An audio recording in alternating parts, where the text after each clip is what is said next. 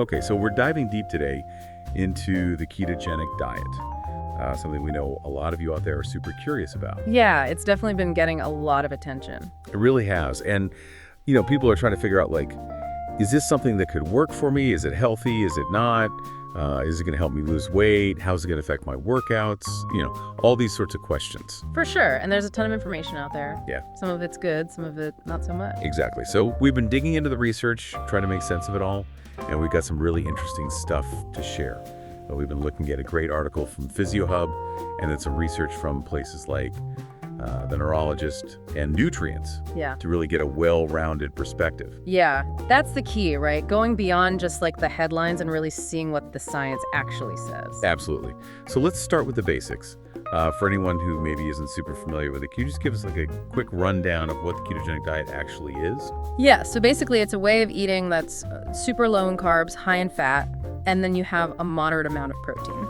Okay, when we say low carb, high fat, what are we actually talking about numbers-wise? So typically you're looking at about 55 to 60% of your calories coming from fat, 30 to 35% from protein, and then only a tiny little sliver, 5 to 10% from carbs.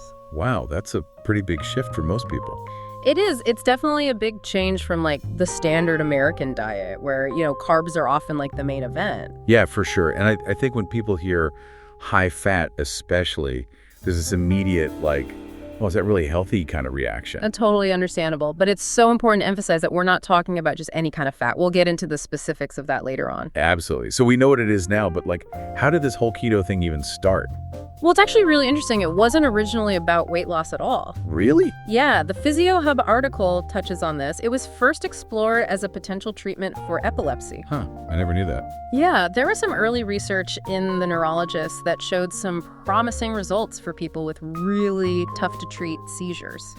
So it was like a medical thing before it became a diet trend. Exactly. And even then, the researchers were super careful to say, hey, this needs way more research before we can call it a definitive treatment. Okay, so that's the historical context, but now obviously keto has become a huge thing for weight loss and just general health. Totally. So that's what we're going to try to unpack today. What does the research actually tell us about the potential benefits and risks of keto? Right. And especially for the athletes out there, because that's always a big question, how's this going to affect my performance? Exactly. So let's dive in, shall we? Let's do it. So first up, let's talk about weight loss, because I feel like that's the main reason people are interested in keto. For sure. And there is some evidence to suggest that it can be effective for that. Okay, so why is that? What's the mechanism behind it? So one of the key things is that when you drastically cut carbs, your body basically has to find a new source of fuel. Right. Usually it's running on glucose from those carbs. Exactly. But without those carbs, it starts burning fat instead. And it produces these things called ketones, which become the primary energy source. Okay, so that's the whole ketosis thing you hear about. Exactly. Your body shifts into this fat-burning mode. And that's where the weight loss comes in. Yeah, there's a couple of things happening there. So first off, there's that direct burning of fat for fuel. Makes sense. And then there's also this effect on insulin, which is a hormone that helps regulate blood sugar. When you're eating a lot of carbs, your insulin levels are constantly spiking, and that can make it harder for your body to burn fat. So keto helps kind of stabilize that insulin response. Yeah, there's research in current nutrition reports that suggests keto can improve insulin sensitivity. So basically, your body becomes more efficient at using insulin. And that helps with fat burning. Exactly. And then on top of that, there's the satiety factor. Meaning you feel fuller for longer. Exactly, because fat and protein are more satiating than carbs. So you naturally end up eating less. Exactly, and there's research by Pauli and his team that highlights that. Okay, so it's not just about forcing yourself to eat less. You actually just feel less hungry. Right, and that can make a big difference in terms of long-term weight management. So is there actual data to support this weight loss claim, or is it mostly anecdotal? No, there's actually a pretty solid meta-analysis in the British Journal of Nutrition that looked at this. What did they find? So they compared people who followed a keto diet for a year to those who were on a low-fat diet, and the keto group actually lost significantly more weight. Wow, that's pretty convincing. It is. It suggests that for some people, at least this metabolic approach might be more effective for keeping the weight off long term. And that weight loss in itself can have all sorts of other positive health effects, right? Absolutely, and PhysioHub points this out specifically for type 2 diabetes. Right, because excess weight is a major risk factor for that. Exactly, so losing weight can really lower your chances of developing the disease. So keto potentially hits a couple of birds with one stone there. Exactly. Now, it's not just about weight, though. There's also some emerging research on the impact of keto on gut health. Oh, yeah, I was reading about that in the PhysioHub article. That was interesting. Yeah, it's still pretty early stages, but there are some hints that keto could be beneficial for your gut microbiome. Okay, and just to remind everyone, that's like the trillions of bacteria that live in our digestive system. Exactly, and those bacteria play a huge role in everything from digestion to immunity to even mental health. Wow, so messing with those bacteria could have like a domino effect on your whole body. Exactly, and what's interesting is that the PhysioHub article mentioned that keto might even have an impact on the epigenome. Okay, now you're gonna have to break that one down for me. Basically, it's like a set of instructions that controls how your genes are expressed. Okay, so kind of like an on-off switch for your genes. Yeah, kind of, and the research is suggesting that keto might actually be able to tweak those switches in a positive way. So it's not just changing what you eat, it's potentially changing how your body actually functions at a genetic level. Right, and there's some research by Rue and also an NCBI article that back this up. Wow, so it's like keto's doing all this stuff behind the scenes that we're only just starting to understand. Exactly, it's pretty fascinating, and it shows how complex this whole diet thing really is. It really does. So, okay, we've got weight loss, we've got potential gut health benefits. What else is there? Well, another big one is heart health. Okay, now that one seems a little counterintuitive, right? Because we're talking about a high-fat diet. I know that's what I thought at first too, but it's really all about the type of fat. Right, because not all fats are created equal. Exactly, like those saturated and trans fats, those are the ones that can raise your bad cholesterol and increase your risk of heart disease. Okay, so those are the ones to avoid. Definitely, but on keto, you're supposed to be focusing on healthy fats, like monounsaturated and polyunsaturated fats. So like olive oil, avocados, nuts, that kind of thing. Exactly, those are the fats that can actually be good for your heart. Okay, so does the research actually show that keto can improve heart health? Or is it just a theory? No, there is some research to back it up. Oh, really? Yeah, so Nutrients Journal had an article about this, and then there was also research by Kaczynski and Jornevaz that looked at the impact of keto on cholesterol levels. And they found that in some people, a well-planned keto diet that's rich in those healthy fats can actually lead to improvements in cholesterol. So like lower LDL cholesterol, lower triglycerides. Exactly. Those are all positive changes for heart health. Okay, that's pretty interesting. I definitely wouldn't have guessed that. Yeah, it's one of those things that kind of goes against conventional wisdom, but the research is starting to show that it might actually be true. And it just highlights how important it is to like really dig into the details and not just make assumptions based on headlines. Absolutely, you got to look at the nuance. Okay, so we've talked about weight loss, gut health, heart health. Yeah. What else have we got? Well, there's also been some really interesting research looking at the potential role of keto in cancer treatment. Whoa. Okay, that sounds pretty major.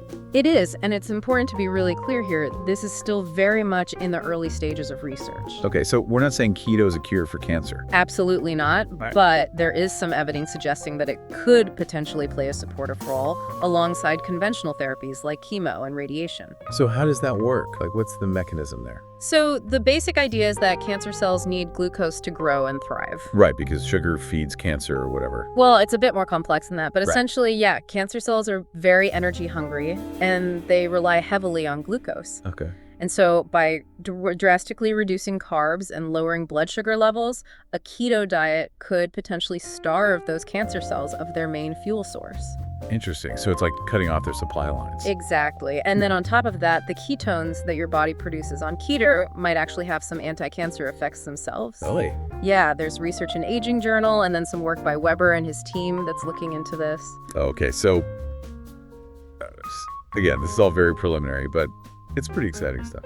It is. It's definitely an area to watch, but it's super important to emphasize that more research is needed before we can make any definitive claims. Absolutely. And people should definitely not be ditching their conventional cancer treatments in favor of keto. No, this is not a replacement for those therapies. It's potentially something that could be used in conjunction with them. Okay, so that's a really important distinction to make. For sure. All right, so we've talked about some of the potential benefits of keto now. Let's get real about the risks. Yeah, because there's always two sides to every coin. Exactly, and the PhysioHub article does a good job of laying out some of the potential drawbacks. So what are some of the things people should be aware of? Well, one is something called dyslipidemia. which is basically an unhealthy balance of fats in your blood. Okay, that sounds kind of scary. It can be. It's important to monitor your blood work if you're on keto to make sure your cholesterol levels are staying within a healthy range. So that's something to discuss with your doctor. Definitely. Now, another risk that's often mentioned is diabetic ketoacidosis, or DKA. I've heard of that, but I don't really understand what it is. So it's basically a serious complication that can happen when your body produces high levels of ketones. Okay. And it's primarily a concern for people with type 1 diabetes. So not really a risk for the general population. Right. It's very rare in people without diabetes, but it's something that people with type 1 need to be very careful about. Okay. And there's some research by Bueller and his colleagues that talks about this specifically, right? Exactly. They highlight the importance of close medical supervision for people with type 1 who are considering keto. So again, talk to your doctor. Always a good idea. Now, besides those more serious risks, there are also some common side effects that people often experience when they first start keto. Yeah, I've heard about the keto flu. Exactly. It's not actually a flu, but it can feel like one. So what kind of symptoms are we talking about? Things like headaches, nausea, fatigue, constipation. Not fun. Not fun at all, but it usually passes within a few days or weeks as your body adjusts. Okay, so it's kind of like a short-term pain for a potential long-term gain. Exactly. And there are things you can do to minimize those symptoms, like staying hydrated, getting enough electrolytes. Good tips. And I guess it just reinforces that this isn't a diet to jump into lightly. Right, it's a pretty big change, so you want to make sure you're prepared and that you're doing it safely. Okay, so we've covered the potential benefits and the risks now.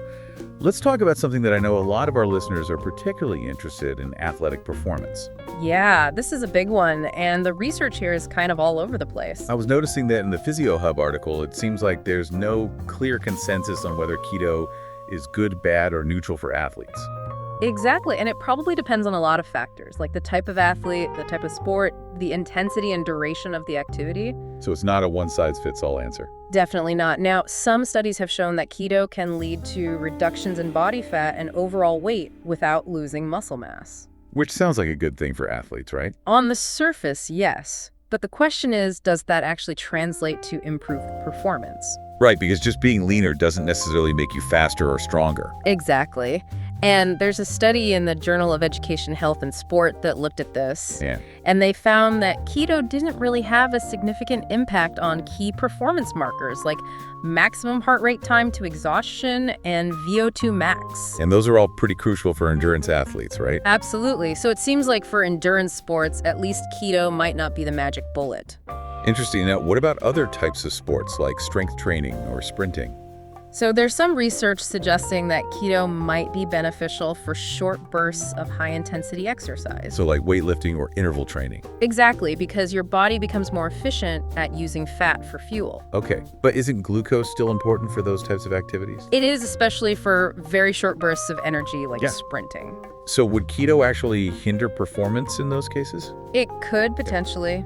Yeah, there's some research that shows that. Okay, so again, it's super nuanced. It really is. And honestly, we need more research to fully understand how keto affects athletic performance across different sports and different individuals. So the jury's still out. Pretty much. Yeah. Now, that being said, the Physio Hub article did have some expert recommendations for athletes considering keto.